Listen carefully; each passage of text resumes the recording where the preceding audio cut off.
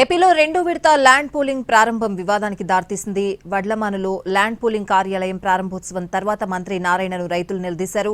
Land pooling చట్టబద్దతపై రైతులు ప్రశ్నల వర్షం కురిపించారు. దీంతో గ్రామ సభలో గందరగోళం ఏర్పడింది. చట్టబద్దత ఎక్కడ, అభివృద్ధి ఏది అంటూ స్థానికులు నిలదీశారు.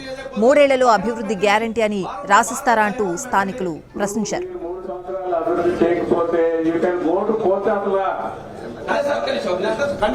ప్రభుత్వం మనకు సపోర్ట్ గా ఉంది. గడ్డిని ఇవ్వబోతాను.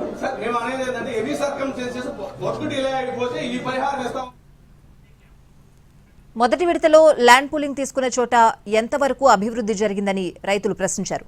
అయితే ఎమ్మెల్యే శ్రవణ్ కుమార్ జోక్యం చేసుకుని అమరావతి చట్టం ఉందని చెప్పారు. 3 ఏళ్లలో అభివృద్ధి జరగకపోతే కోర్టుకు వెళ్లే అవకాశం ఉందని పేర్కొన్నారు.